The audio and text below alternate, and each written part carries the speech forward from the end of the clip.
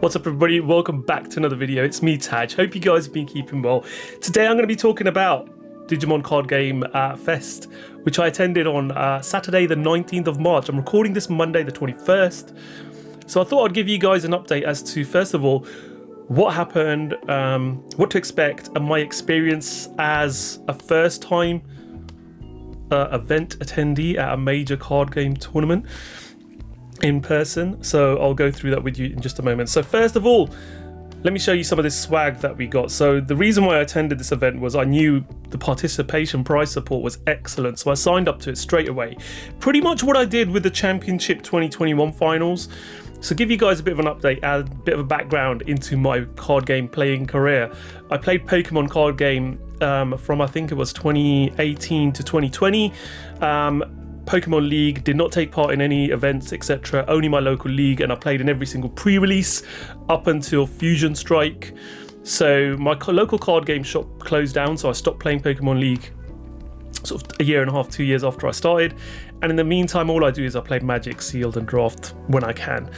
So I started playing the Digimon card game when I signed up for the Championship 2021s. I understood that is first come, first serve, so I thought, why not take advantage of the fact that it pinged on my timeline. I went in, very calmly went in, booked a ticket and got it. Didn't think it was a big deal, but apparently it was, because a lot of people did miss out on attending that championship, and it did make me feel a bit bad that some people have been playing the game and didn't get to go, but I was very lucky, extremely lucky.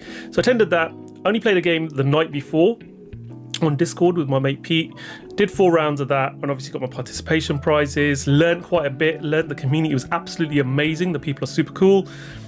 Did pre-release for BT7, and then I've done this event without even playtesting my deck, without getting any practice in whatsoever, and I'll tell you how I did. But first of all, let's go through what we get. So those of you who'll be attending Digimon Card Game Fest on the 26th, 27th, which I believe is in Miami, Canada and Latin America and maybe Oceania, I'm not too sure, but there are several of your areas where you haven't had the event yet. This is what you can expect.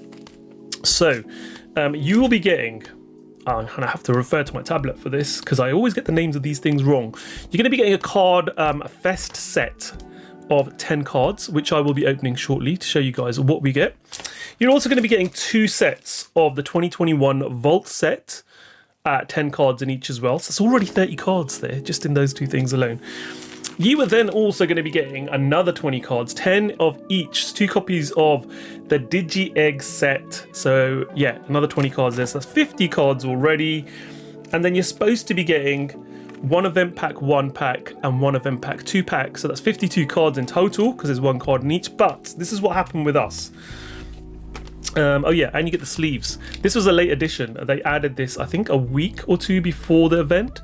Digimon confirmed they'll be giving out the Digimon Con commemorative sleeves. So 60 sleeves, very nice indeed, from the Digimon card game. So we got those as well. So with our event, let me tell you what the day comprised of first of all. So we got there, well, I left my house at 8 o'clock to go and pick up my friend Pete. We then I drove then to Westfield shopping centre because the parking worked out fairly cheap if 2 of us were going and sharing the cost.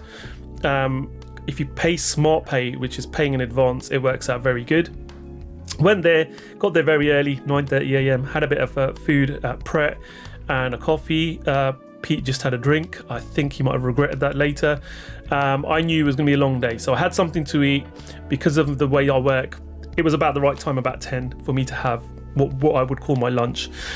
We then went in, 10:30, we started queuing up to go in, registration, and then, yeah, after registration, it took a while for things to get going. They basically did the player briefing, did the pairings, and it was past 12 o'clock before we started, and then we had 7 rounds, which were 50-minute rounds, plus 5 minutes, plus 3 turns, plus inputting, registering, doing the new pairings for the next round.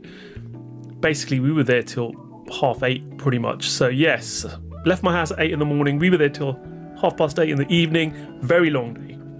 But I'll explain how I did as well and my deck later on. Let's go through this stuff first. We're going to open this up. So I'm going to use a pair of scissors because I don't trust myself with these tabs.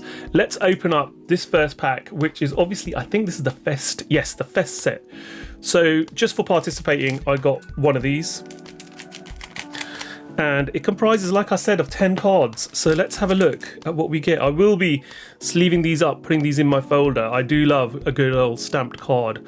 So we've got Slash Angemon. They all got the hollow foil pattern in the background. So whether they're uncommons, commons or not, they come with like the rare card, which is now, I think, since BT 5 or was it 4? We started getting the silver foil background. Yeah, since then, we've got those on the rare. So all of these uncommons get this foil treatment, which is fantastic. We got the Rust Tyrannomon, which was an SR from BT2. I don't know if these are alt arts or not. You guys are going to have to tell me in the comments. Rebelliamon from BT6, which was a rare anyway. It comes with obviously the Digimon card game symbol stamp on it though. We got Darkdramon from BT4. A rare card. We got Hexblumon SR, a very nice artwork on that from BT5. We got a rare Huckmon from BT6 as this fantastic promo. We got Evolution Ancient, which looks absolutely epic with the stamp on it, from BT7, that was just recently released. And we've got Gamamon from BT8. This set's not even out yet. This set's coming out, I think, end of April. We're going to have in about a month's time pre-release for this. So yeah, this is a nice early preview. So you can't play this card at the moment, obviously. And we've got another one from BT8, which is Hiro Amanukawa. So that is there as well. And we have got a token for a Diaboroman. So a lot of people play by a Diaboroman. And I think, yeah, this card can be used as a token. It can't be included in your deck. So yeah, just so you're aware, that's a token card. Okay, so that was with those 10 cards. I'm going to keep one each of these packs sealed because, you know, we got extra ones. Got the sleeves there as well. So let's go through the vault set now. So there is our vault set. Let's crack into this and show you guys what we get in here. Very excited about this. This is so cool that we get so much stuff from just attending. So we've got the Diaboroman that we can use, obviously, that token down there for. Or was this a different one? No, this is the other one, isn't it? That you don't get the token for. There are different versions. This is the promo version of Diaboroman. This is the black one, not the white one. So it's a promo 16. Very nice. Glad to have that. We got the Toyagumon from BT2. We got promo number 4, which is Gomamon. Very nice. Get that. We've got promo number 9, Agumon. I've got a few of these. Very nice card. I believe it's very good as well because your turn, whilst this Digimon has Greymon in its name, gets plus 2000 DP. Great for Greymon decks. This fantastic Pulsemon promo, which I believe is very good as well on play. If you have 3 or more security cards, trigger, draw 1. If you have 3 or fewer security cards, gain 1 memory. So it does something regardless with an on-play effect. Playing it for 3. Promo number 28, very nice card. We've got promo 32, Palmon. Again, playable card as well. We've got BT6 card in this one. It's Chikurimon.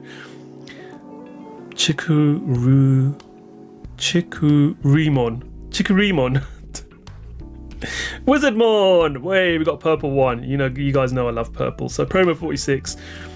Inherent effect once per turn. When you use an option card, gain 1 memory. Great if you're using option cards, obviously, for a level 4. And then we got Geogreymon, which is from Starter Deck 7. Yeah. At the end of this battle, I'll play this card without paying its memory cost. If you hit in security, it gets hit in security on play. Delete one of your opponent's Digimon for 4000 DP or less. So great card. And then we got a Cordramon, which yeah, is from Starter Deck 8 by the looks of it. If you hit in security at the end of the battle, play this card without paying its memory cost. Fantastic. And a non-play, trigger, draw 2. So those are the cards from the Vault sets. Now let's have a quick look and see what we've got here in our egg set, Digi-Egg set. So we've got 2 of these. So if you make, I think, yeah, if I'd have made the top 16, I think you'd have got 4 sets. But yeah, I didn't. Obviously, I'll tell you how I did. Koromon from BT7. We got Argamon from BT2. We've got Demi-Vmon from BT3, very nice artwork on that one. We've got Upamon from BT3 as well. Demi-Meramon, which I have in my deck. I think I had one of these in my deck from BT3. We've got Missimon from BT4. We've got Zaumon. I did think about putting this in my deck. I was going to put 4 copies of this from BT4, Zaumon. While there are 10 or more cards in your Triceratops Digimon games Retaliation, which would have been very useful for me had I've done it, but then I didn't have enough rookies to even get most of my eggs out.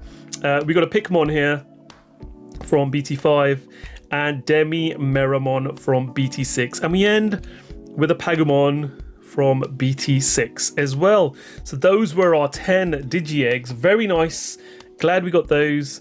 So yes, let me explain what happened here. So we were supposed to get one event pack 1 pack and one event pack 2 pack. They gave us 2 of these, and I think they realized their errors halfway through because, well, let's see what we can get in here.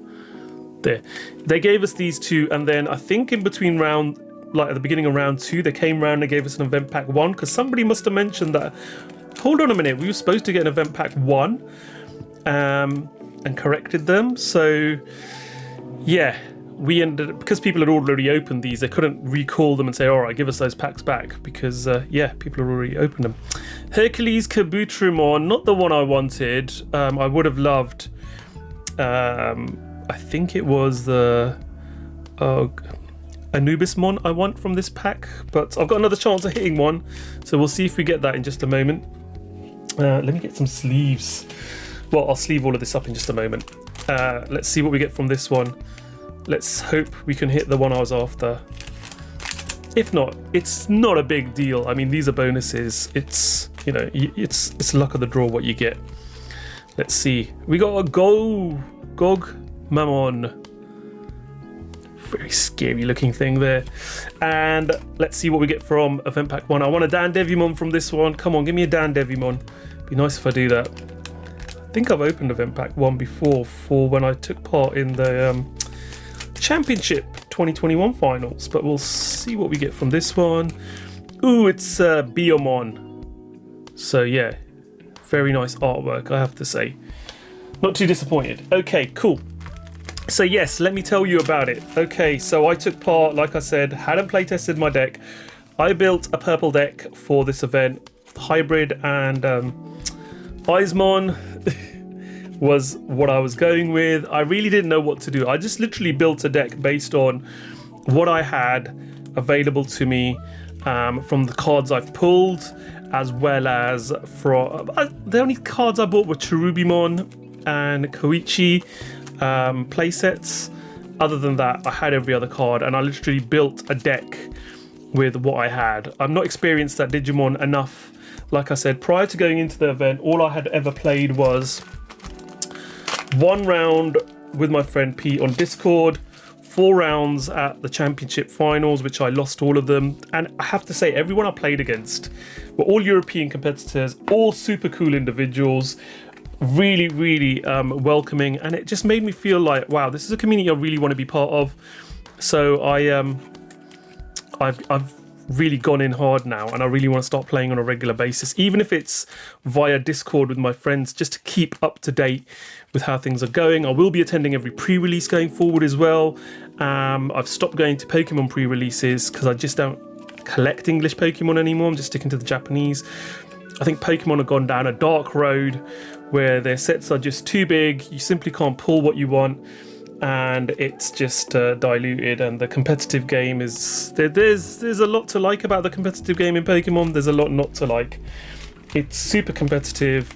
The meta's all over the place. Certain decks dominate, and it is becoming pretty much around. If you're lucky enough to pull the cards, great. If you're not, you're going to have to spend a lot of money buying cards which are scarce. Certain decks dominate the meta, like stupidly dominate. So yeah, not doing Pokemon. So we're going to stick to Digimon. It's an evolving game, and it's a very nice game. So let me finish sleeving these off. So yes, as I was saying, we started about midday. Round 1, I faced someone who had blue that kept freezing. I think the guy's name was Benjamin. Yeah, Benjamin. Really nice guy. He came second in the European Championships. Having spoken to him, I was just asking him, do you play regularly? Yeah, he came second. He was downplaying it quite a lot. He said he got lucky, but you could tell he was a skilled player, a very nice individual as well. And yeah, he beat me with his blue deck, which froze me quite often. So that was interesting. But let me show you guys my deck before I go on and discuss further about what I faced. So here we go. So here are my Digi-Eggs. Let's put these Digi-Eggs out for you. So I got 4 copies of Pagumon, simply because I had them from the starter deck. And on deletion, you trash the top 2 cards of your deck. That's pretty much what I was trying to do, is delete as much as I could. I had the one Demi Meramon, which had an on deletion trigger of draw 1, then trash 1. I would have liked there's one I think that's draw 2, trash 1. Can't remember which one that was. I can't remember. Anyway, those were the Digi-Eggs that I played with. Let's have a look then what else I had. So my rookies were 2 Gazimon. This is simply to stop people gaining memory, except with tamer effects, but then everyone was playing hybrid, so they're all using tamer effects to gain memory. I had 2 of these. Did work on a few occasions to stop people quite well, but that was pretty cool. Gabumon I had 2 copies of. Very rarely did I draw this, but I did a couple of times, and it had a nice on deletion trigger of draw 2, then trash 1 from your hand, which I was hoping would help play into my Eismon mechanic, but I'll explain what happened with Eismon Scattermon mode in a moment. Nemon, which is quite good. So I played 1 copy of this. You may play 1 tamer card. So it's got an on-play of an inherited effect tamer card without paying its memory cost, which I did utilize quite a few times, and all turns, once per turn, one of your Digimon with the tamer card and its Digivolution cards is deleted. You may play 1 tamer card from your trash without paying its memory cost. So again, it let me play a tamer for free with an inherited effect, and then it let me play a tamer from my discard, from my trash for free as well. And it doesn't have a stipulation on what tamer card you play from your trash, which was super useful. Bakumon, I had 3 copies of this. So everyone was playing this. Everyone who had hybrid was literally playing this. Reveal the top 5 cards of your deck, add 1 card with hybrid or 10 warriors in its traits, and a tamer card from amongst them to your hand. Place the remaining cards at the bottom of your deck in any order. Great. Your turn, once per turn. When one of your tamers digivolves, gain 2 memory. You're getting free Digivolution on your tamers going to hybrids. It was crazy. 2 Vilemon with blocker, and to be fair, I am pretty certain I didn't use these very well, so probably could have done without these. I don't think I needed blockers on the day because they just weren't coming in use. We got Eismon. So I played, this card's getting restricted, by the way, when it comes to BT8. So before it gets restricted, I thought I might as well play the line. So I played 4 copies of Eismon Scatter Mode. So the whole play with this is this. You play your Eismon Scatter Mode. You literally want to swing into your opponent's security, and you want to die. So then this gets deleted, in which case you draw 3, and then you trash 2 from your hand. Now you want to hopefully have 1 of these in your hand already, or from the 3 you draw, get an Eismon. You then have this in your discard, and if you have at least one of these in your discard, you can play this card for free. Then when you attack on your turn, this gets a plus 2,000 for every Eismon Scatter Mode in your discard. So essentially you're going to have 1 when you play this. So that'll be a 7,000 attacker straight away. You have 2 of these, you got a 9,000 attacker.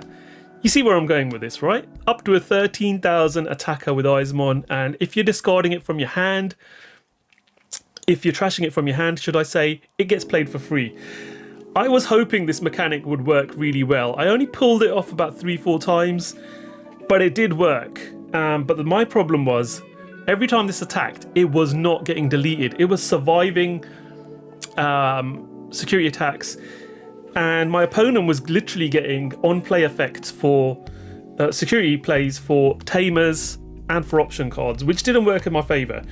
So I really should have played 4 copies of Deathclaw, but I'll get to that in a moment, because Deathclaw would have allowed me to delete one of my Digimon. So I could have swung. If it didn't die, I could have then deleted it, and then I could have deleted at the same time one of my opponent's level 4 or lower Digimon, but I would have got my Eismon scatter mode into my discard, and I would have triggered its draw 3, discard 2 triggers. So yeah, that was a bit of a learning curve for me, because I hadn't play tested my deck, so that really showed.